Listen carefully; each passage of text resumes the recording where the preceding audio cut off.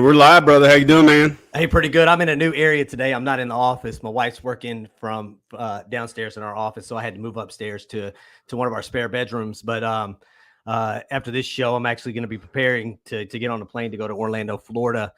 So me and Jeremy are actually doing this lunchtime Texas versus ULM pregame show today, and then getting excited, man. 2 days from kickoff. 48 hours from kickoff. It's going to be really, really exciting, man. Your thoughts, dude? No, you're getting ready to board a plane. I'm getting ready for Penn State and Purdue and West Virginia and Pitt. So, yeah, as soon as this thing is over, we'll publicize it in all the social media platforms that don't have it yet. And then I'm going to head to the gym for a quick workout and then settle myself in for a nice night of college football. I think there's over 20 games being played over either live on air or streaming. So going to be looking at a future opponent in West Virginia, and then just going to be enjoying, like I said, Penn State and Purdue, and West Virginia and Pittsburgh, and have those two games running simultaneously. All right, man. So again, first pregame for us. I think we'll get a break after 8 weeks. The team will get a break after 8 weeks. I think they go into a bye. But Texas faces ULM at DKR at 7 p.m. Saturday night. It's going to be televised on LHN. And then, so this Saturday game marks the second meeting between ULM and Texas. Longhorns won the only previous game, 59-20 on September 5th, 2009. Colt McCoy was your quarterback then. Cody Johnson was your running back. Colt threw for about 317 yards and 2 touchdowns. And Cody Johnson ran for 3 touchdowns, man. So this is the second time we played these guys. Hopefully we don't give up 20 points. Hopefully score 59 though. Yeah, exactly. And this was the heyday, right? This was the national championship game appearance against Alabama. So last time you started the season off with ULM, the season ended pretty well. This time you won't be facing Alabama in the national championship game. You'll have them the week later. But, yeah, it brings back great memories. Like you said, Colt McCoy, Jordan Shipley, Big Cody Johnson pounding it in, because I'm pretty sure they were inside, the 5-yard line when they handed it to number 11. He just powered his way into the end zone. But excited, like you say, 48 hours away from the opening game, the second, season in Sark's era, first time starting quarterback in Quinn Ewers. And we'll talk a little bit about our depth chart. We realized, Steve Sarkisian had a press conference a little bit earlier, and he said no depth chart will be released. We actually worked on one this morning to show, the significance of how much experience you have coming back on defense, and then the inexperience in the unit that we feel the most comfortable about, which is the offense. So we'll share that just a little bit later. But excited that the guys came in here to join us. Recognize, I guess we're going on the same time as Orange Bloods is dropping their modcast. But this day in college football on YouTube, you're going to be going against, Inside Texas and Orange Bloods and 247. Those guys are always going to be producing content. And like Clint said, he's got to hop on a flight and get out of here. So needed to do it early, and excited about getting after it. Yeah, again, like Jeremy said, there's a lot of content creators on YouTube at this particular point. So trying to, schedule our stuff around somebody else when you don't know when they're going to be going on or they're going to be dropping something. Hell, Steve Sarkisian done another press conference this morning. Me and Jeremy were talking about that before that. Who knows, man? It may get to a point where I'm sitting in the airport tonight, or this evening, and me and Jeremy I'm sitting in a chair, with a computer in front of me, looking crazy as hell in the airport, talking about Steve Sarkisian's press conference. It's at this point, it's college football season. It is college football time. And there's going to be a lot of content out there. But like Jeremy said, man, we appreciate each and every one of you tuning in to us right now at lunchtime. Kind of going into this ULM game, man. You're talking about, Coach Terry Bowden, the son of legendary coach Bobby Bowden, is leading his team. And I know you want to talk a little bit about, their season and where they kind of started at versus where they ended at last year. Well, first off, let me thank Mr. Barry Sorrell, $2 super chat. 88 will be great. Again, he's my breakout player on defense, so it warms my heart to hear you say that, Barry. Probably relation to Barron, but looking for big things out of number 88. When we go through the depth chart, he'll be in that 2 deep. And we expect big things out of Barron Sorrell this year. So thank you for the $2. Thank you for your attendance. And I'm in agreement with you wholeheartedly about, 88 breaking out this year. But yeah, Terry Bowden took over ULM in 2020. And he took over a team that was 0-12. which is always difficult to start, with a team that doesn't have any momentum, that lost all their games the previous year before you took them over, and the total rebuild. So last year in the 2021 season, they were 4-8. So progressive, increase in wins. It's hard not to increase from 0, but 4-8. But what I really looked at in studying them and reading about them was their last 2 games. They played LSU on the road. They were a plus 25-point underdog, and they played within 2 touchdowns. Then they went on the road against number 23 University of Louisiana and played within a touchdown. So this team has progressively gotten better. Now, Texas is a 37.5-point favorite going into this ball game. And do I think this game is going to be close? No. But again, this team is growing, and we'll talk about their feature players on their team, who their stars are, who to look for throughout the show. But they're a program that's headed in the right direction under, Terry Bowden, who coached at Auburn, who coached at Akron. A.J. Milwee used to work for him. And then, of course, we know his dad and his long tenure there at Florida State, Bobby, and how he, turned that program, who was kind of in the similar situation as ULM when Terry took it over, to be a national power. Now, I think that's where they're headed. No, they're in the Sun Belt. They're picked to finish 7th out of 7 in the Western Division. But at the same time, there's players on this football team really made up of JUCOs and transfers from other teams, and 29 Texans on this team. So that's who you're facing on Saturday. We'll do a little deeper dive, but that's kind of the macro look at University of Louisiana-Monroe Warhawks. Yeah, so and you kind of covered it. There's 29 Texas guys that are currently on this on ULM's program, but they also play in the state of Louisiana, where you have an opportunity to get some guys in the state of Louisiana, go into Texas and get some guys that maybe not getting Power 5. Power 5 offers, man. So there's a possibility, like you said. Steve Sarkisian's been there before, right? Taking on an 0-12 University of Washington team and trying to build that team into what they were. So I definitely, Steve Sarkisian's been there before. So to take someone, take a team from 0-12 to 2-6 and then 4-8 overall, again, picked to finish last in the western side of the Sun Belt. Talking about starters, man, returning starters, they have 8 offensive starters returning and 4 on the defensive side of the ball. And they probably got the best named, player in all the college football, man, in Boogie Knight, man. That's you can't do no better than that, man. So speaking of, I think they just put Boogie Nights on YouTube. Or not YouTube, but on Netflix not too long ago, man. You want to speak to really who they got coming back and who their best players are?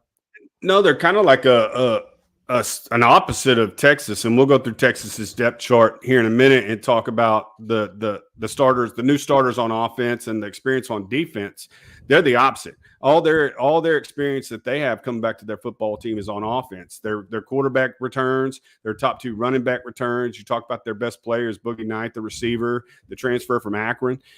So all their really, what do we say? Their continuity comes back on the offensive side. Whereas their defense, like you said, they only return 4 players. Zach Woodard is their best player on defense. He's a linebacker. But as far as all conference Sun Belt players, Boogie Knights on that list as preseason all conference. You got offensive lineman Victor Cutler, who's also on that list. And then, like I said, Zach Woodard is their best defensive player, along with Quay Drake is their guy that's probably going to put pressure on Quinn Ewers the most. He's a defensive lineman. He led their team in tackles for loss and pressures last year. So look for those names. And like I said, they returned Chandler Rogers, 112 completions out of 179 passes. So he's around 63% completion percentage. Very, very economical. Very efficient, 9 touchdowns to 3 interceptions. So he didn't turn the ball over a lot, 179 pass attempts, only turned the ball over 3 times. And then, like I said, they returned their best 2 backs is Malik Jackson and Andrew Hendry. Your thoughts on what they bring back? Yeah, so 3 of their 4 top rushing guys are coming back. I know there's 2, and Malik Jackson and Andrew Hendry that rushed for 994 yards, but between the 2. But I think they actually have another back that out of the 4 backs they had last year, 3 of them are returning. So they have a lot of returning guys, guys with experience. which is important when you're on the road for the first game, playing at DKR, which is probably going to have 100,000 fans in there. But you got to look at it. You know what I'm saying? And we'll go into what we've seen versus University of Louisiana in the first game last year versus what we're going to see in University of Louisiana-Monroe. Two different teams at two different levels. But I think it's important to kind of see what we did last year versus snap count versus pressure versus, University of Louisiana on the offensive side of the ball, on the defense side of the ball, and really go through that too deep. When you're looking at the average weight of the offensive lineman, right? 305 pounds, gave up 38 sacks last year. We're going to talk about pressure. We all want to see pressure, right? Pressure. It doesn't have to be in the form of sacks. You would love to come out of this game with, 6-7 sacks. But to me, are you getting pressure on the quarterback that's making him have to release the ball faster?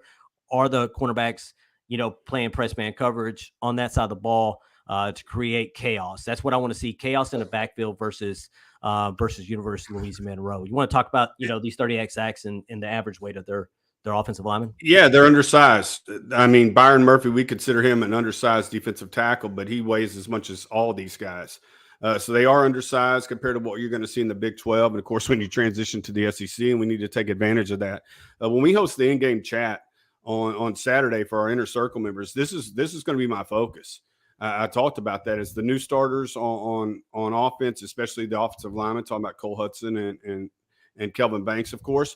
But where I'm going to focus most of my attention in game is going to be on the defensive line.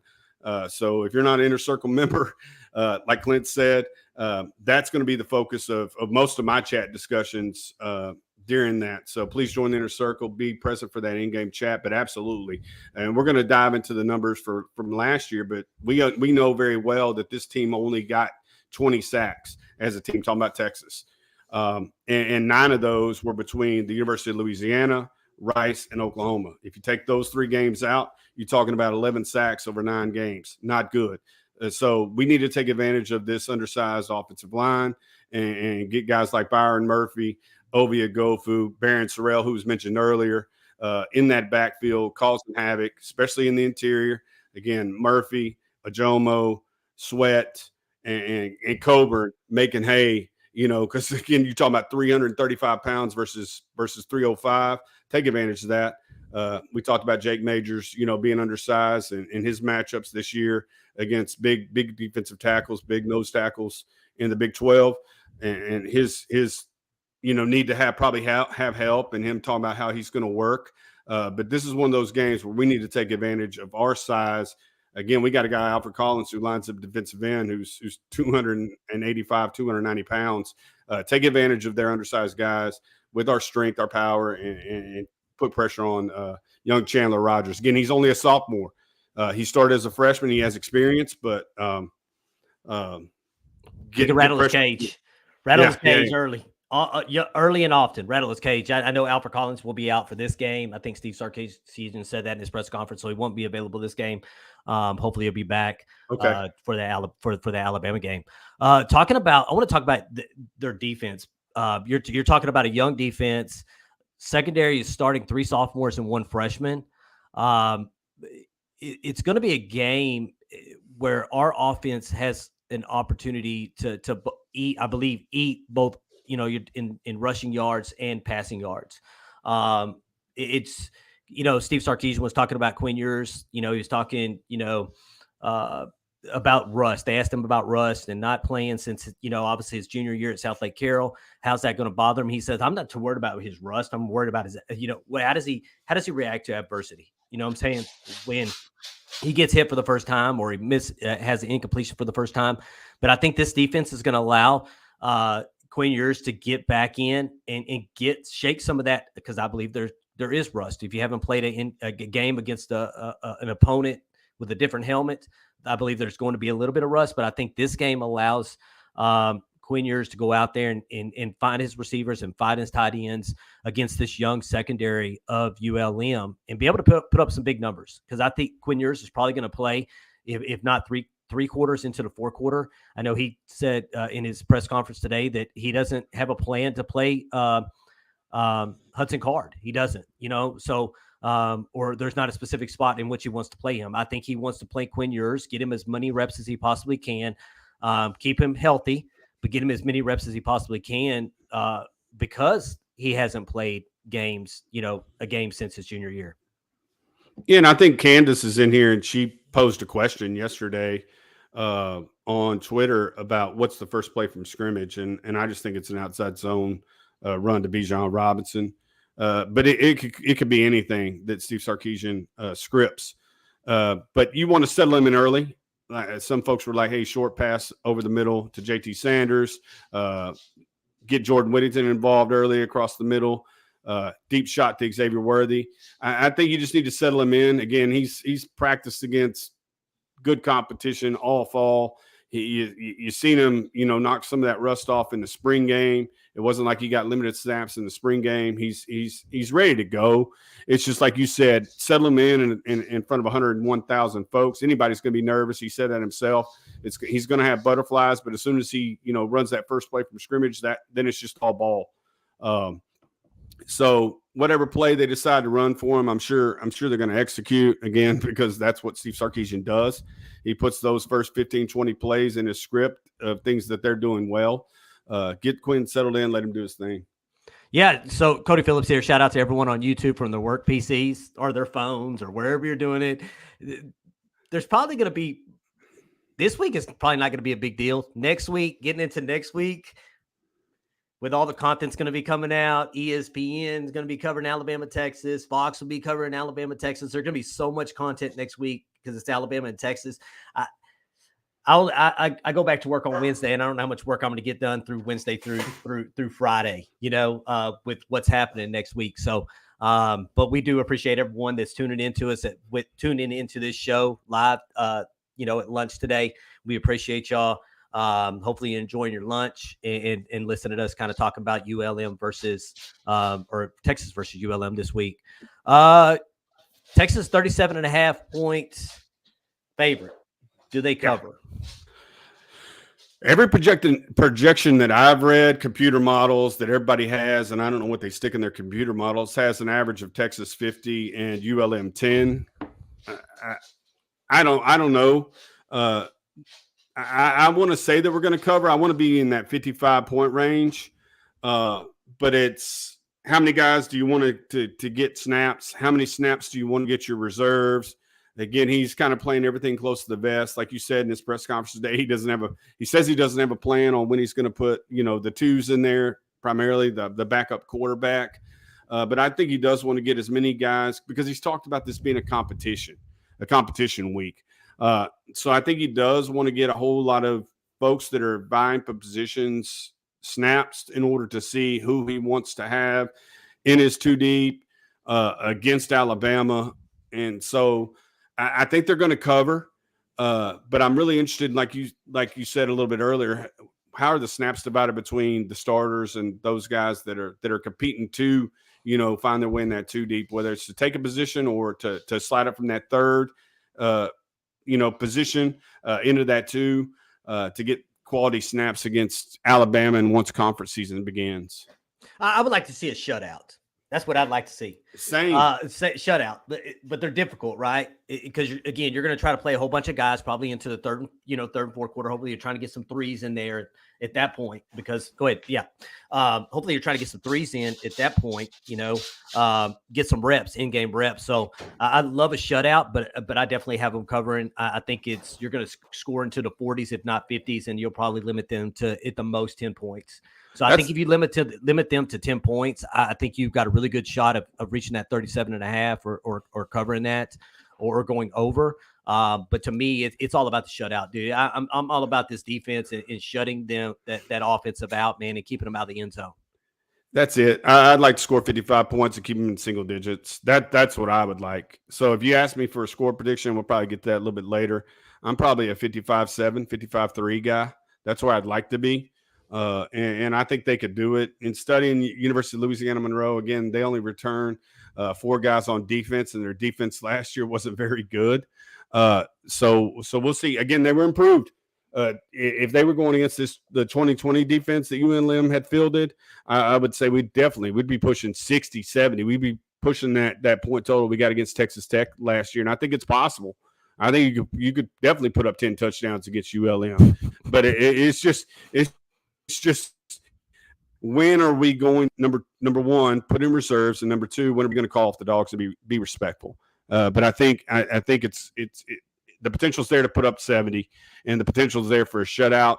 But I think you're going to be somewhere in between when you finally look up at the final scoreboard on late Saturday night, because again it's a 7:00 kick, so game probably won't end probably till 11:00, and it'll be midnight. It'll be midnight for you when we're hosting the post game show. Yep. So, but yeah, I think I lost my damn microphone here. I apologize about that. Rams Horn has us putting up 800 total yards in offense. Yeah, so in Rob Moats is got a new tag here, Rams Horn 44444 here. I think it's right, man. So let's get into what we saw last year. I thought it was important that we bring up our first game last year under Steve Sarkisian again, and maybe give us an idea what the snap counts are gonna look like. Again, different team. You got a whole bunch of brand new freshmen and sophomores that don't have experience. So I think it's pivotal that we get them in there in the game to get them experience, especially before your second game of the year. But I kind of want to bring up some slides here to kind of go over what we've seen last year.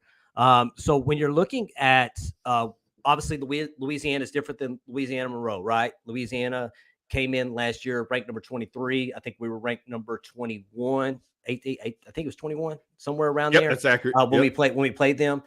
So definitely a different team. I don't think Louisiana-Monroe is going to bring what you've seen in Louisiana last year is an opponent in week one. But we get asked a lot of questions about, what's the snap count look like? And last year, because I think you didn't have the guys that you currently have now on the offensive line, you've seen that Jake Majors played 72 snaps, Christian Jones played 72 snaps, Derek Kurtstetter played 72 snaps, Denzel Okafor 72, and then Junior Anglau 64. I think you'll see that number go down this year, because I think you're going to want to see guys like DJ Campbell, Cam Williams, a center probably coming at some particular point. Go ahead, Jeremy. Yeah, Logan Parr, Max Merrill. Like you said, Neto's probably going to get some run. Malik Ogbo's probably going to get some run. Connor Robertson's probably going to get some run. Like, you're going to want to see that two deep for sure, and probably going to get into some of those threes again. If you're looking to see what you have in competition between your third guy and what you feel like is your second guy, then I think all those guys are going to play. And again, we may leave out a name. That's why we got a depth chart that we're going to reference here at the end of the show, just in case we miss them during the conversation. But yeah, I think definitely you're not going to see offensive linemen with snap counts in the mid 70s. Hopefully you don't see that many plays get ran. Hopefully we're in that 75 to 80 play range, especially against an opponent like ULM. And then your starters are probably in that 50 to 55 range max is what they're going to need to see those guys before they start bringing in the second and third teamers. Yeah, and then again, you have Xavier Worthy, 62 total plays. Absolutely not. Xavier Worthy doesn't need to run 62 plays, especially with Brendan Thompson and Savion Red, Tariq Milton. Get Xavier Worthy in there, get him some yards, get him some catches, and get him on out. Same thing with Jordan Whittington. And we'll get into actually Jordan Whittington's numbers here in a few minutes as we move on. But how he did in this game last year, the first game last year. Bijan Robinson, 48 plays, too many. All five backs. Yeah, all five backs is what you want to see. So way too many. Same thing with Gunnar Helm. He actually had 22 snaps last year. I think a lot of those snaps will probably be taken between Jatavian Sanders and Gunnar Helm, and obviously Billingsley and Juan Davis. But as we get into it, talking about next slide is going to talk a little bit about our defensive snap counts. Obviously, B.J. Foster, I think, probably played the entire game last year. He had 71 snaps. B.J. Foster will actually be playing with Sam Houston State University against Texas A&M this weekend. One that I'm going to watch because I think Woodard, wide receiver, is playing for Sam Houston State as well. Definitely a game I'm interested in. I think that one kicks off at 11 o'clock this weekend, so I'll see how those guys play. Anthony Cook, Luke Brockmeyer is obviously out, had 54 snaps. Marvion Overshown, 50 snaps. Ovia Gofu. So you see the number on the defense is a little lower. Last year, I think they were probably rotating more guys in on the defense side of the ball than they were on the offense side of the ball. And you may see that this time as well. But really, your top guys are on offense, so you're hoping those numbers are obviously reduced as well. When you get down here, let's go ahead, Jeremy. No, Yeah. I just looking at names towards the bottom, right? Jalen Ford with 14 snaps, Byron Murphy with 22, David Gabenda with 24. I think those names at the bottom of the list here are probably going to slide up towards the top of the list. Again, Jalen Ford's going to get a lot of snaps. He's your outside will linebacker. Byron Murphy, I anticipate, will be your starting nose tackle. So I'm sure those 22 snaps will come up. But again, like we talked about on the offensive side, I need to see those threes play. You got a good idea of who your ones and twos are, especially in the secondary and the linebacker position. But I need to see Ethan Burke get some snaps. I need to see DJ Harris get some snaps. I need to see Prince Dorba get some snaps. I need to see those guys that we've been talking about, especially at edge and at defensive tackle. I need to see Vernon Broughton out there. I need to see Tavondre Sweat. You know, is he the third best nose tackle on this team? We're going to find out. And just like you said, with Alfred Collins being out, he's going to be represented on our depth chart. But since Steve Sarkisian came out today and said he's not going to play, who's going to back him? Who's going to play the predominant snaps at defensive end? That's questions we're going to find out, on Saturday. But we're going to have a little bit of analysis and talk about it later on the show.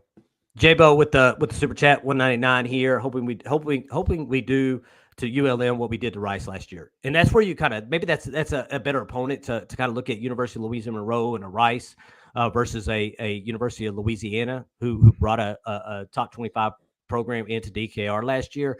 But again, it's one of those things. It's game one. It's game one versus game one.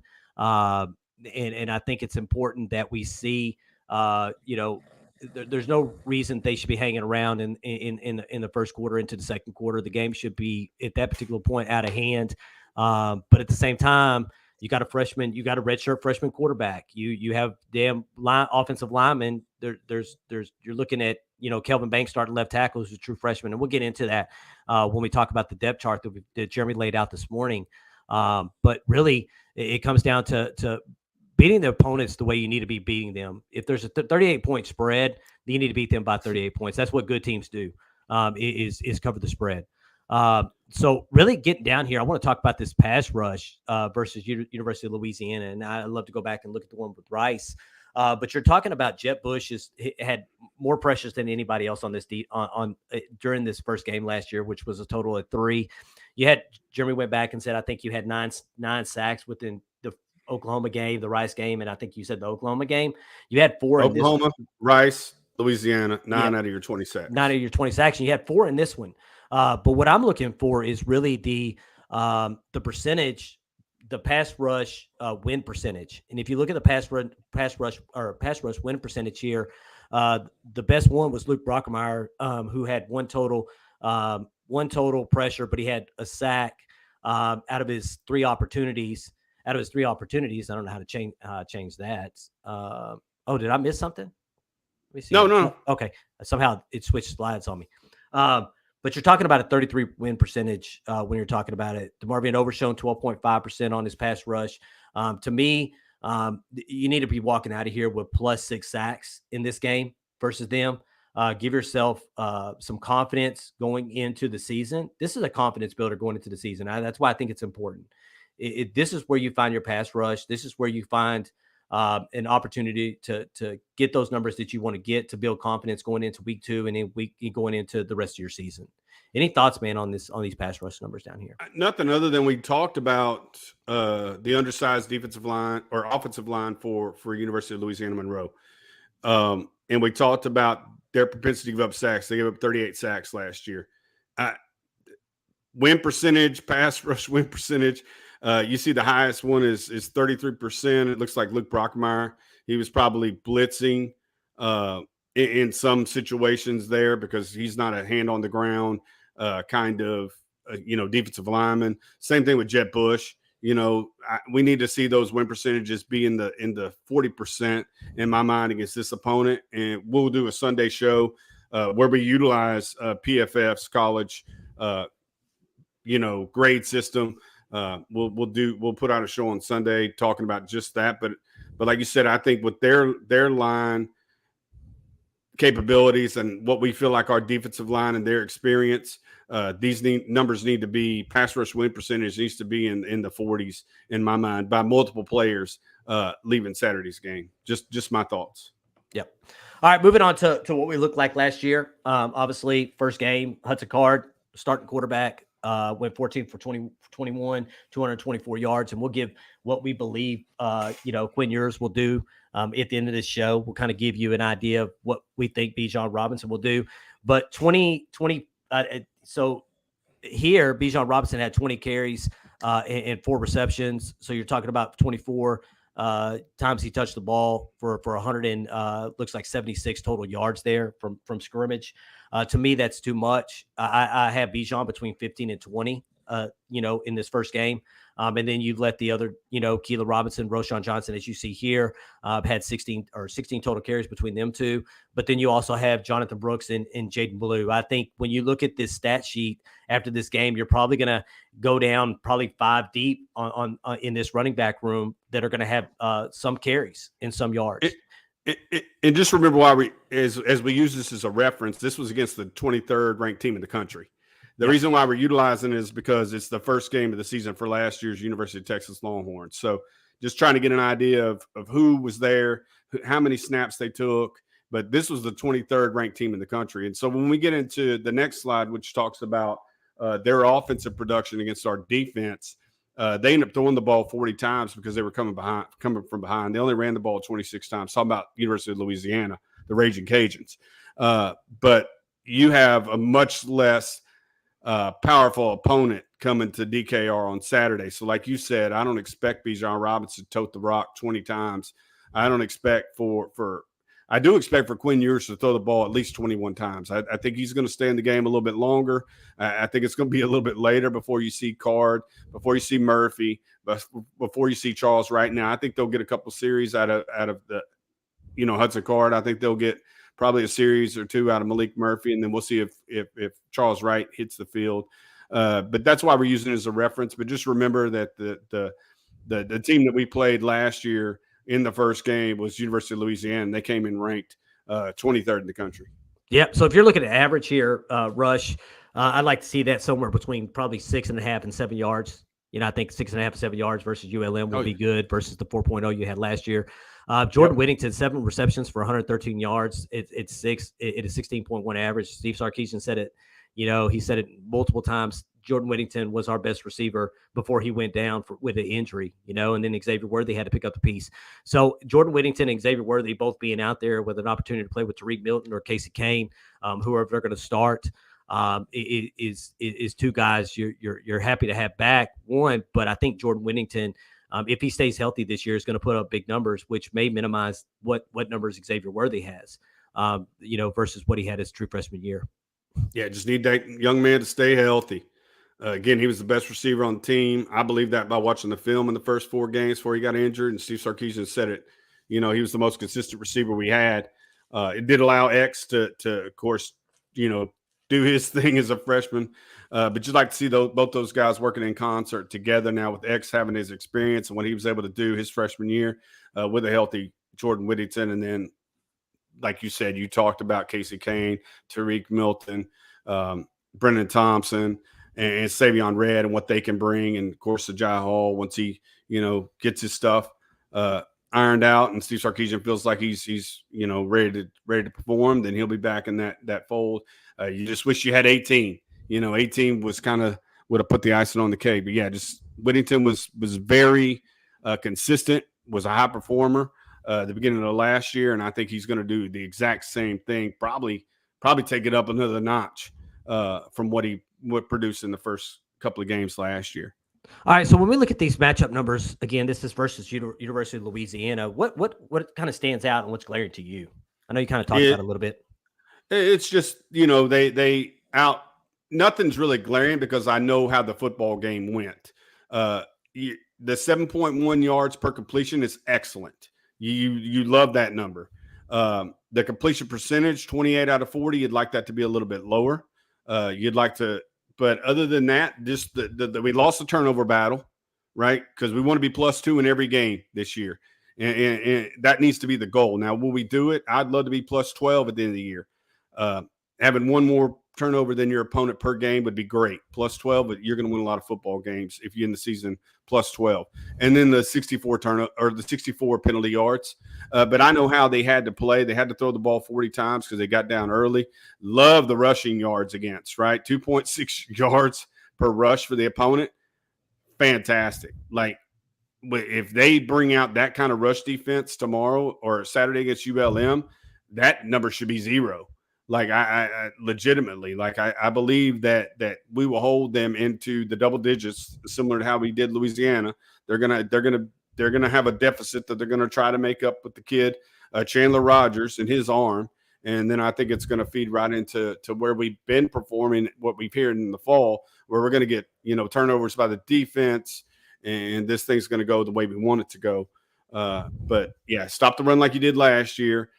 Force them to pass the ball, and I think they're not as good as Louisiana. They're not as good, but just keep the penalties down and win the turnover battle. So when I look at this chart here, 10 for 15 on third down, 1 for 1 on fourth down. Again, you're going against a different opponent this time, but to me, I'd like to see that in the single digits. It means you're winning on first and second down. You're not even getting to third down, but at the same time, putting up points. So when I look at this third down, really third downs, how many third downs do we have in this game? I would love to be that. I'd love to have that in the single digits. Meaning you're winning on first and second down. You're not getting the third down, but you're scoring. First down, second down, first down, second down, first down, second down, going down the field and scoring without having to have to worry about third downs in this game. That to me, one of the numbers I want to look for is how many times do we get the third down? Because again, if you're knock it off, 6.5 to 7 yards per rush, then it puts you in a 2nd and 3. 2nd and 3, you got options. Either you can run the ball again or, dink and dunk and get you a first down and move it down the field. I definitely want to stay out of third and long. So I'm actually going to be watching that as well, because I think your first game can tell you a lot about what your season's going to look like, regardless of opponent. I think if you see some of these stats that we're talking about today kind of dwindle down and get lower, it means that you're growing from where you were at last year, regardless of what your opponent was. And that's the deal, is it's about you, right? You're going to face a team, ULM, who was 0-12 2 years ago. They're 4-8. They're picked last in the Sun Belt West. But then you're going to turn around on the 10th and you're going to play Alabama. It needs to be about you, regardless of opponent, right? Putting your best effort, snap in, snap out, drive in, drive out, and this stuff I said last year: quarters, halves, and total games. It needs to be about your performance and how you take every rep. Somebody said that earlier this week, and I think it was Cowboys that I was listening to, but they were talking about win every rep. Regardless of who you are and what your responsibilities are for the football team, win your repetition, beat your man on that individual play, and great things will happen for your unit and for your team in totality. But before, I think we're going to the depth chart next. Before we do that, there's 63 folks in here. This has been a really good, I checked out the analytics just a second ago when you were talking, Clint, and this has been a really good subscriber show. Folks have subscribed to the channel. This may be their first time watching us game week 1. Really appreciate you guys tuning in if it's your first time watching Texas Football Talk, but there's 58 total people in here right now. There's only 35 likes. Please hit that like button. If you haven't subscribed to Texas Football Talk, please do that. If you'd like to join our membership program, which is the Inner Circle, we're going to host our first in-game chat on Saturday. We'll have that thing fired up at 5 o'clock. We'll talk through the entire game, which will probably be 11:30 with our Inner Circle members. And then once that's over, we'll close that one down and then start up our post-game show. So it's going to be busy for us. Saturday. We're excited about it. So please hit that like button. Please subscribe to the channel if you haven't, and please join the Inner Circle if it's something you feel like you'd like to do. So on this other screen, I put up some Rice numbers, right? Obviously beat them 58-0. That's kind of where you want to see University of Louisiana-Monroe this week, right? 58-0 would be perfect, right? That was coming off a really bad loss to Arkansas. So they had a lot to prove in that Rice game. But when you look at it, again, you're looking at not really 7 for 10 when it comes to third down conversions, up in that double-digit number. I'd love to see they get that down. Yards per pass were 5.3.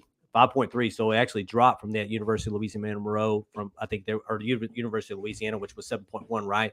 They were about 5.3. Yards per rush went up to about 4.5 in that game. You were even in the turnover margin at one. Penalties actually went down, 2 penalties for 12 yards. So the mistakes you weren't making in that first game, you kind of picked up in the third game. And then they actually won the time of possession battle. Probably the only time that you won a game and lost the time of possession battle in last year, because I know in most games we lost, we definitely lost the time of possession battle. They were up at about 30-34 while we were at 29-26. All right, so just wanted to pull that up because there was some questions about Rice versus Texas last year and what they wanted to see, so I kind of wanted to pull those numbers up as well. Let's talk about this depth chart, man, and it's kind of glaring on one side of the ball. Yes, so as we did our position previews, and as we've done our preseason coverage over the last couple of months, we've always said that we felt more comfortable with the offense.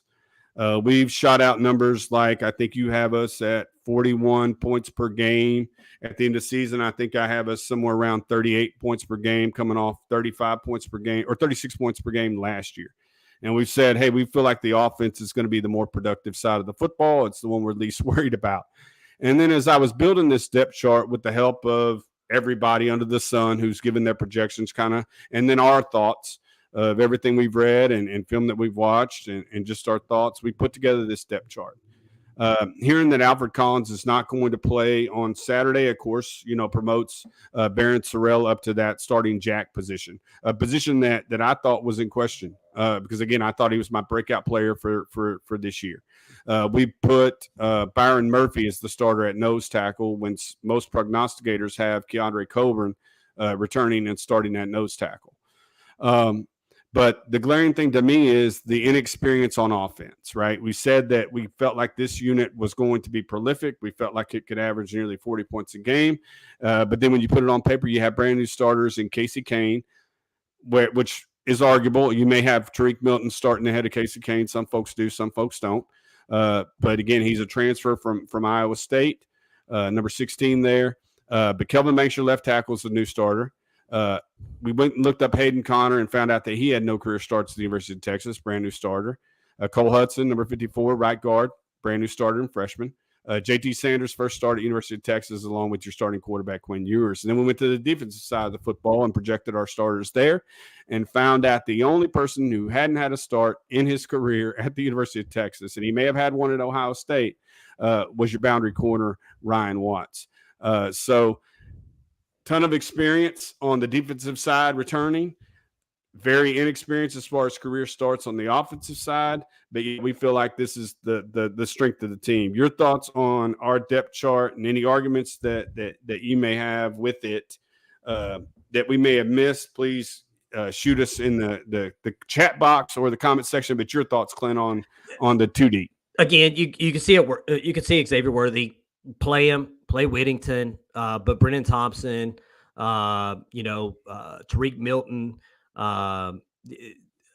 Savion Red, the list goes on and on of guys that need to see the field on Monday. You need to get these guys that don't have a lot of experience into this football game, playing in front of 100,000 people for the first time. I think you're probably going to see this offensive line play the amount of snaps that you've seen in the first game last year. And the reason is because it comes down to continuity, playing with each other, right? Making the right calls, doing what they need to. And again, when you're talking about Banks and Hudson and Hayden Connor that, obviously played a little bit last year, they need to play together as a team, especially going into week 2. So I think you'll see them play some pivotal snaps. I don't think you're still going to see a lot of guys interchanging out. Maybe you may see Andre Carrick. You're probably going to see a DJ Campbell. You're probably going to see a Cam Williams get some time out there. But it's probably going to be into the third or fourth quarter when you see those guys come in. I think it's going to be a battle between really, where DJ Campbell is and really Hayden Connor and Cole Hudson. That's probably the 3 right now. If you could probably interchange those going through the season, kind of seeing where those guys align by the end of the season. I think you have a thought there, Jeremy. Yeah, I got Logan Parr and Max Merrill on here, right? But I think guys like Neto Umeozulu, I think guys like Malik Ogbo, I think guys like Connor Robertson are still fighting for spots on this 2 deep. Again, we talked about the 7 freshmen, over and over and over again, and we have, already 4 of them on the 2 deep. There's nothing to say with great performances that Connor Robertson, Neto, and Malik Agbo might not find themselves in positions on this two-deep roster against Alabama. But those are positions that we're really focusing in on, along with the defensive line and their ability to get pressure. You see number 91 here, Ethan Burke. But where's Jamon Tapp? Where's Justice Finkley? Got Justice Finkley. Some folks do in their two deep in the defensive line. We have him in our third spot. But Jamon Tapp, is he going to play Jack? Is he going to slide into that third spot behind a Sorrell and Collins? It's going to be interesting to see how many snaps he gets. And then like the transfers, Tucker Dorsey, and I know I moved to the defense on you, but all five backs, we don't have Jaden Blue on here, but expect him to play. All four tight ends should play. Again, that's where I'm looking. I'm looking to see where these three freshmen that we don't have currently on the two deep, where do they find themselves on game day on Saturday? All questions that are going to get answered in preparation for Alabama. Especially with no two deep. So obviously Collins is going to be out this game. So Barron Sorrell kind of pushed into that Jack position. Will be starting at that Jack position there. Kind of wonder who you're going to see behind Barron Sorrell at that Jack.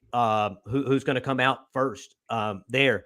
It wouldn't surprise me. You asked me some thoughts here. It wouldn't surprise me if Broughton and Murphy didn't come in as your ones the way they've been playing. It wouldn't surprise me if Ojimo didn't play behind Broughton. Burt being up there is probably the biggest surprise to me. When you're looking at this two deep. But Tucker Dorsey, like you said, coming in, being able to play alongside of Ford or Benda to allow Overshown to kind of move around is going to something we're going to be able to see as well. If you're not seeing Ford and Benda playing next to each other, you'll probably see Tucker Dorsey and Ford playing next to each other, or Tucker Dorsey and Benda playing next to each other, while you see Overshown kind of move around and pick his poison on how he wants to get pressure on the running back or play inside that box against the run.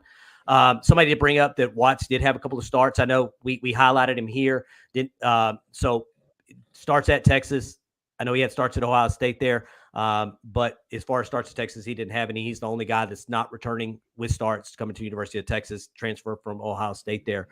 And then we got obviously get down to him. You can't forget about the place kickers and the kickers here, man, because I think there's still going ongoing battle there. But at this point, it sounds like place kicker is going to be Auburn. I think Will Stone is actually going to be kicking off. I think he has the strongest foot out of all of them. And then to me, yeah, Worthy's a guy that you could put back in kick return and punt return. But when when it comes down to injuries on the wide receiver side of the ball and not having proven guys with experience, to me, he's probably one of the guys that I probably wouldn't see on punt return or kick return. I think you got a thought there, Jeremy. Well, I just started smiling because when you mentioned Stone kicking off, is Arkansas and Oklahoma put out a depth chart this week, and I'm sure other teams did too. I just happened to focus in on theirs and saw theirs with like 20 oars, right? Yeah. We probably could have done that, but to me, it just doesn't do anything for the depth chart. So yeah, Will Stone may be ahead of Burt Auburn at kickoff, and Will Stone may place kick ahead of Burn Auburn, or there may be a 2 on this list that's an or with a 3, or there may even be a starter on here that's an or. Just chose to go with what everybody had written and then our own thoughts and put this thing together without any ors. Because I think it's because on game day that's not true. If Byron Murphy is your guy that walks out, he's the starter. There's no or there, right? That's the starter. And then when you look behind you to grab somebody else and you're like, hey, 90's got to come out of the game. Hey, 99, you're next. There's no or there. It's Keandre Coburn. So I know coaches put that on depth charts. I don't know the rationale behind it, because they know in their mind if one of these football players, if Xavier Worthy gets tired and has to come off the field because he ran 2 9 routes in a row in a post route, that Brendan Thompson is now stepping in. There's no question on the sidelines, hey, is it you or is it you? No, it's this guy going in to replace that guy. So there's no ors on our depth chart. But yeah, and I like it like that. And it'll adjust. If we see something different on game day, we'll go back and rewatch the film. If we see something different on game day, this thing will be a living document. We'll bring it out every week. It's part of our preview show. And when we're talking about grades, it will probably be a part of our Sunday Scatter Shoot grade show. But just wanted to have a depth chart without any ors in it. Yeah. So biggest thing here too is if you look at that running back room, hell, you can't even put Jaden Blue on here. You know what I'm saying? No. We'd have to extend the spreadsheet to get Jaden Blue on here, man. So you're talking about turnover roster, right? Turnover roster, probably the best running back room in the country, no doubt. You know, I'd be hard pressed to tell me that we don't have the best running back room in the country based on the talent we have. Yeah, we have some guys that aren't experienced, and Jaden Blue that hasn't played. Brooks has played. Keelan Robinson's played a lot of football. Roshan's played a lot of football. Bijan has played a lot of football. So we can't even go there, man. But as we watch this, I think it's important as we watch this, really this two deep grow. I think we look at it as a development tool as well. Development tool. Who are the next guys you're bringing in? What does the next recruiting roster, recruiting class look in? And watch this grow from this year, beginning of this year, what we see it as now versus what we see as next year, you know, and seeing guys be able to be developed, but also what you're bringing into the program is absolutely important. Yeah. I like it. Like you said, I would have never thought Tavondre Sweat would be your third string nose tackle. And I think that's where depth is starting to find its place on this roster. And I might go back now that I've created a base and build my own blue chip ratio depth chart, because folks are always talking about we've got this many 5 stars and this many 4 stars and this many 3 stars, just to see what the makeup of is for what we see as a composite out of the recruiting industry. May not be necessarily who's productive on the football field at some point, just as a project and maybe a separate show now that we have the base built. But just like to have everybody's comments in the chat about what they think about our depth chart. And then I'm sure you want to get into our projections for, because I slid into who's your offensive and defensive MVPs at the very beginning of the show. So please drop that. I'm sure you're going to get into what we feel are projections for the game, and would like for the audience to share theirs as well. And in the comments box, if folks don't attend the live and happen to watch us later, give us your offensive, defensive MVPs, and of course play along with our depth chart and wherever you're going with the next segment.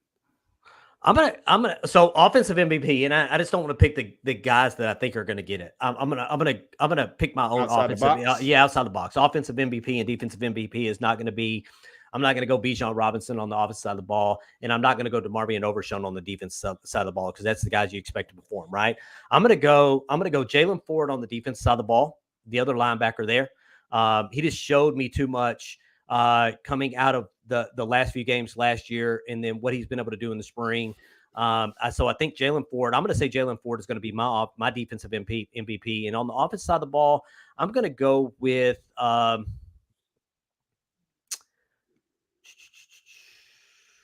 I'm going to go Jonathan Brooks. And I think it's Jonathan Brooks because I think the amount of yards he's going to get versus the carries he has and the average rush per yard is going to look really, really pretty. But if I was to choose somebody else, I would probably go Jatavian Sanders, because I think they want to – they may not do it going forward, but I think they put something on the table for Alabama to have to worry about. And Alabama doesn't play well against other tight ends.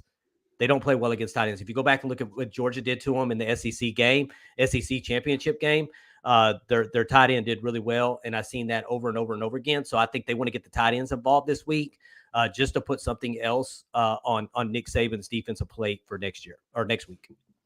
So like you, I'll change it to unsung, or a person that we didn't think was going to have a really productive, because the snap count's going to be crazy, right? Like I got this gut feeling that Brennan Thompson's going to come in the football game. He's going to get 15 or so snaps, and he's going to bust 2 big ones. Like I think a guy like that with game-breaking potential, or he probably is going to get a punt return or kickoff return opportunity, and I could see him busting a big one in special teams and catching a long touchdown pass. I just see Quinn Ewers, that film that was released of the open practice, Quinn Ewers rolling out right and hitting him in the back corner of the end zone. It's going to be about snap distributions, but off the radar, guys that can bust big plays and have productive days. I'm going to go with Brennan Thompson on the offensive side, just outside the box. And then I'm going to give you 2 freshmen. Like all the buzz about Ethan Burke, and I think his snap count's going to be up there because, again, you don't have a whole lot of – with Alfred Collins not playing, you're going to have different end combinations. And I could see him playing on both sides of the line. And he's one that's not as heavy or big as most of our defensive ends, but at the same time, this is an undersized offensive line that we're playing. And I think he could use his speed to possibly get multiple tackles for loss and a couple sacks. So I'm really interested in watching two of those freshmen that we haven't really talked about leading up to the game. But if these snap counts get crazy and everybody's like 30, 30, 30, if you're splitting reps between three guys at a specific position, then guys like that you could look up at the box score at the end of the Saturday night's game and be like, dang, like that kid really performed. So two guys I'm just looking for. Yeah, so Brennan Thompson actually crossed my mind first when I was talking about the offensive side of the ball. He really did, because I think he has that big play potential, getting behind the defense, man, and Quinn Ewers hitting him on a long touchdown, man. So let's talk about offensive side of the ball. Quinn Ewers goes over 300 yards, yes or no? If Coach Sarkisian's serious and he's going to play him as many snaps, and Hudson Card probably won't see action until midway through the third quarter, I think he could bust 300 yards and a half. I got him actually for about 350. Crazy number, right? 350, and I see him throwing for probably 4 to 5 touchdowns this weekend. And what tells me that is because, like you talked about last year, that Hudson Card only completed 14 passes for 224 yards against Louisiana. This is no Louisiana. And if Hudson Card was able to complete 14 balls and get 224 yards on them, I think Quinn Ewers can go over 300 against University of Louisiana-Monroe, again, because of the weapons. We didn't even talk about Worthy. I think Brennan Thompson going to catch a long touchdown pass in this game. And I think there's a chance that Bijan Robinson could bust a swing pass for a long touchdown. And then if you talk about Worthy, like there's potential for 300 yards with no more than 10 completions, with a big explosive play potential. Now, will they bust 10 explosives in the pass game? Probably not, but we'll see. But yeah, you asked me over and under 3, I'm taking the over. Yeah, so I got 350. I'm going to go about 350, and I'm going to say he's got somewhere probably around 5 touchdowns, maybe 1 rushing. You know what I'm saying? 4 pass touchdowns, 1 rushing. And when I said Quinn Ewers would go for 3,600 yards a couple of weeks ago, I got hit up and somebody asked me about Brock Purdy. So Brock Purdy led the Big 12 last year in receiving yards, or I'm sorry, pass yardage, right? He only threw for 3,100 yards and 248 yards per game clip. If Quinn Ewers throws for 360 yards against Louisiana-Monroe, and you find yourself down against Alabama and he has to throw a lot of balls, like 40 pass attempts, that he could be well over 800 yards in the first 2 weeks. Easy. Sorry. Easy. Phone rang and it went through my headphones. So probably going to take just a second for me to get back. No worries. So Jesse here, $1.99 super chat. Appreciate you, Jesse. As always, man. 6 touchdowns for yours on Saturday night. Let's talk Bijan Robinson, man. Top running back in the country. Let's talk about him. Obviously probably minimum carries. I'm going total yards from scrimmage. I'm going to say he reaches the 175 mark, just under 200 all-purpose yards on that's to include rush and receptions and yards per rush. So I'm going to go 175 for Bijan Robinson. You have him lower than that or higher than that? Bijan Robinson, all-purpose yards. Sorry, I got distracted there for a second. What was your over number? I'm sorry. 175. I got him at 175. I'm going to go under here. I just think that if he got 20 carries last year against University of Louisiana, and again, that's the only game we really looked at in preparation for this one, I think he's going to get 13 carries and probably 3 or 4 touches out of the backfield. Probably averages around 7 yards per touch. And I think he settles in somewhere around 150. I think he's going to push that number 175. But I think you're trying to save his body. And again, I saw him last night at the volleyball game, and I'm like, dude, go home, get some rest, But I think he's going to be close. He's going to push 175. But I think with ball distribution that they're trying to do and get a lot of folks some touches and a lot of folks some snaps, I think it'd be around 160. So going back to the Rice, because I have it up here. He had 14. He had 13 carries, 1 reception for right at about 151 yards versus Rice last year. Yeah. Pretty good numbers. Pretty good numbers. You touch the ball 15 times and you're averaging a 10 yards per carry and per reception. So that's pretty good. David Williams got 12 carries, 150 yards in first 1 quarter and a half. 1 quarter and a half, 150 yards, man. Just over 10 yards a carry. He said Rams Horn said Bijan's going to go average 15 to 20 yards per carry. What we got here? I'm just kind of going through these questions as we're going through our numbers here. Brandon Longhorns asked me where my New York City loft is. My wife is actually using the office today. We're leaving to go out of town, so she's actually working downstairs in the office, and she definitely said I couldn't have it today. Candace said that she says 250 yards. I think she's talking about Quinn Ewers. Going to be a lot of handoffs to running backs to offset. So there's the numbers there. Pass yards in her opinion. Dave Williams said, to clarify, in the quarter and a half of playing time. Max Snell said 150, not 250.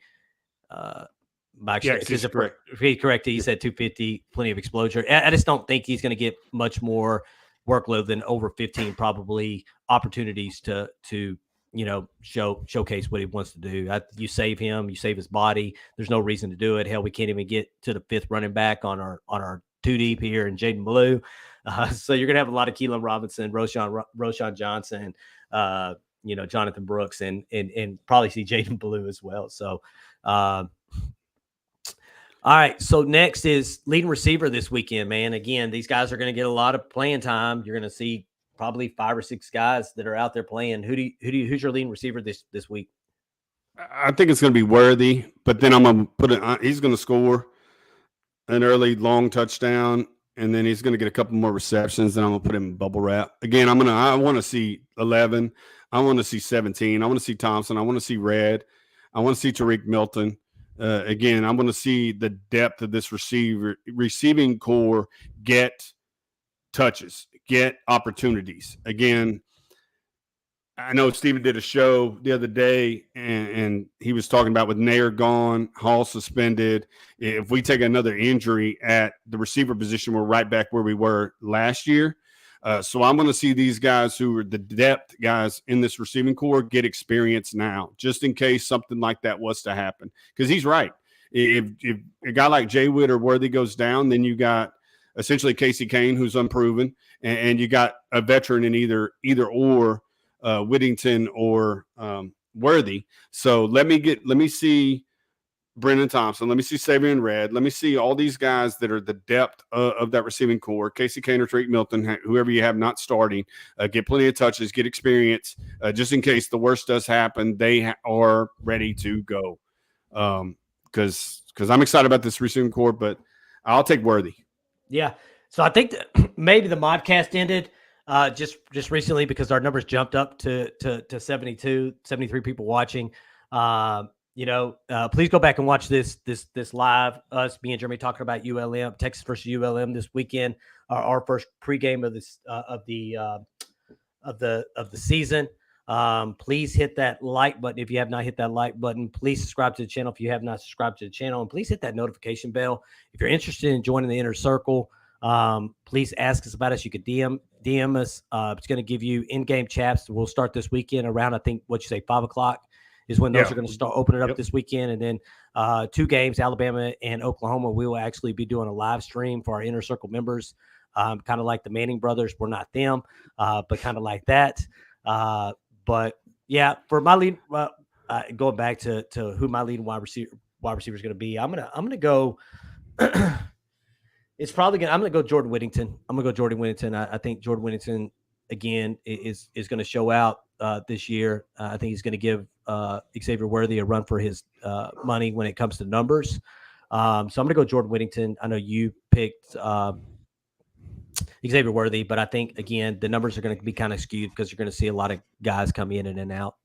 So, like I say, this is a tough game to predict. If this was Alabama or a conference game, and you had Worthy and Whittington that you knew were going to play probably 80% of the snaps, and Bijan was going to have a priority workload, then you'd be able to do this stuff a little easier. But yeah, it's fun, like trying to think snap counts and distribution and that kind of stuff. But hang on just a second. yep. All right. So I'm just holding on just a second. He had to get up again. I'm not sure exactly. So let me see here.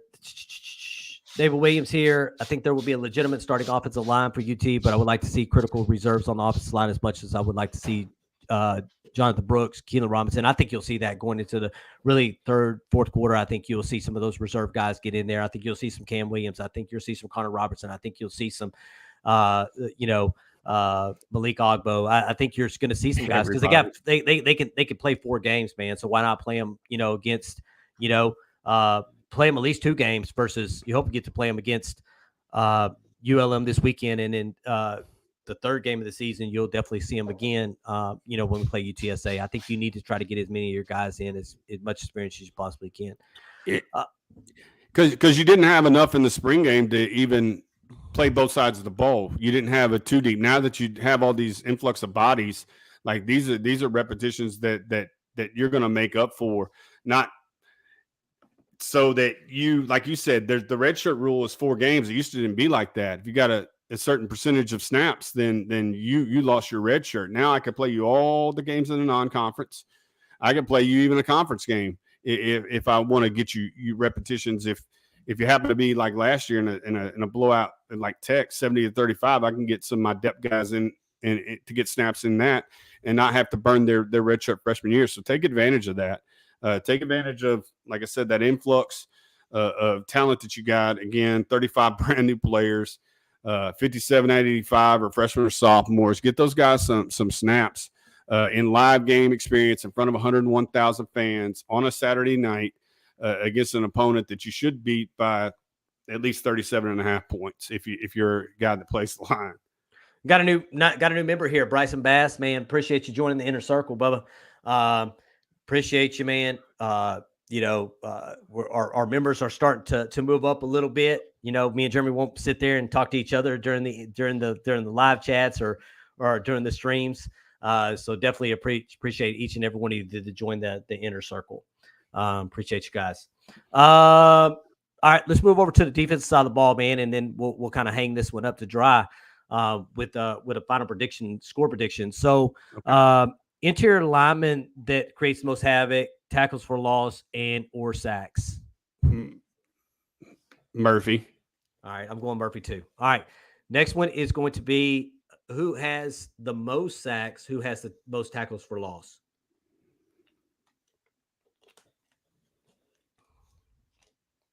Again, I think a guy like Burke, if they want to get a guy like a freshman, and Sorrell is my guy, right? Sorrell's been my guy since we started talking. But if they split snaps between those two, because, again, Collins is out, it's a toss-up for me. I'm going to say whoever gets the most snaps, I'm going to think Barron will probably get more snaps than Ethan. Depending upon how quick the blowout happens, it could – I don't know. I'm going to stop talking in circles and just go with my gut and say Barron Sorrell. All right, you say Barron Sorrell. I'm going to go Ovia Gofu in this game. I need Ovia Gofu to show me something from, some progress from last year. I need to see some upward trajectory from Ovia Gofu. So I'm going to go Ovia Gofu, the other side of the line there. And the only reason why, and I'm talking out both sides of my mouth, is I don't think Demo, you don't show all your stuff with DeMarvin Overshown. Now, I'm always as many different alignments that you can put on film to have the defensive coordinator prepare for. I'm all in on that.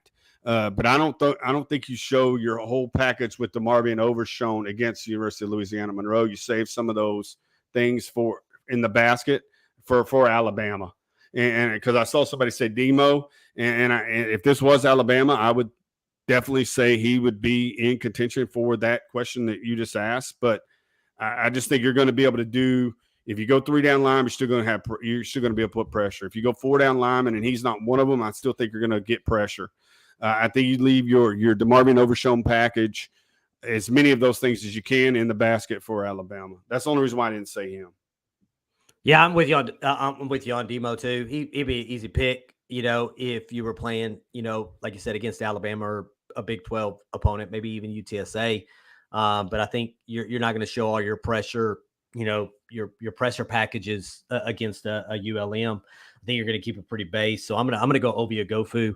I want to pull up a comment real quick from David, because David's always so, articulate, and he's hit the nail right on the head with this one too. And we talked about it.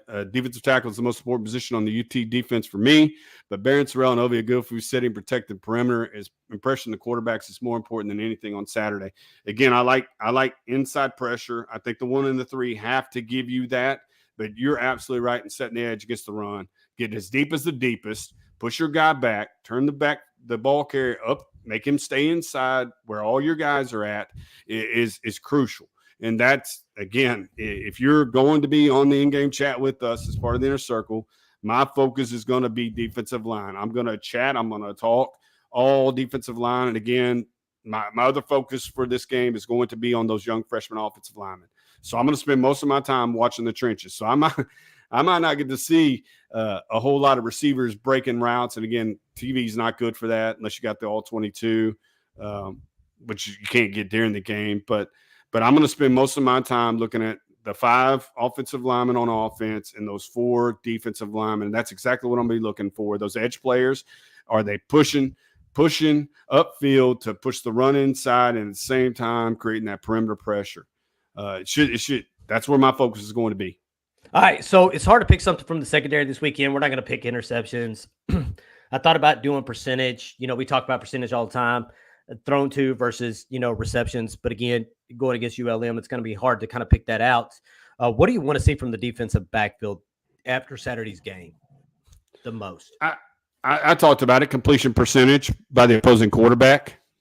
We were around 70% completion percentage against last year. I think we need to be closer to 60. And then I think big plays are going to happen. Steve Sarkisian said earlier this week, my defensive line putting pressure on the quarterback, and we all know this. Defensive line putting pressure on the quarterback leaves my secondary with less time to have to cover, and it can be vice versa. My press man coverage, getting up on receivers, allow my defensive line to get there. But I just think, for me, I think they're going to make plays in the secondary, splash plays. I think interceptions are going to come, tip balls are going to come.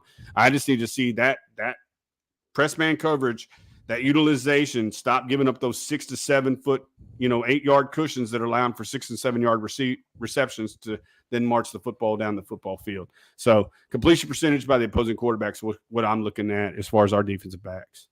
All right. So next question. I'm kind of with you on that. I need to see some press man coverage. I want to see these guys up on these wide receivers, not giving them any room to catch these little dink and dunk passes for 4 or 5 yards on first down.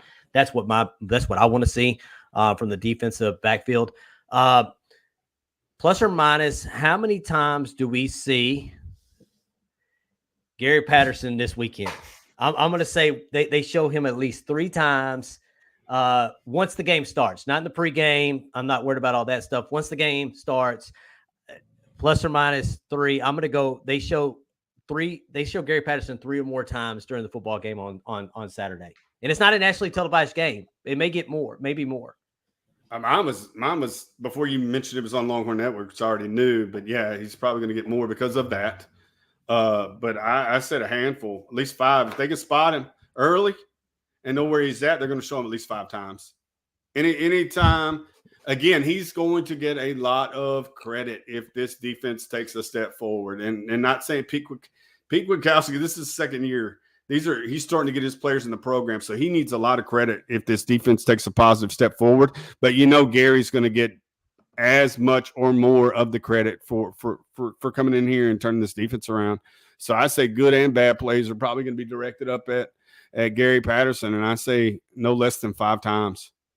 All right, so you want to go final score? Final score? Yeah, I think I already gave mine. I think I'm a 55-3 guy.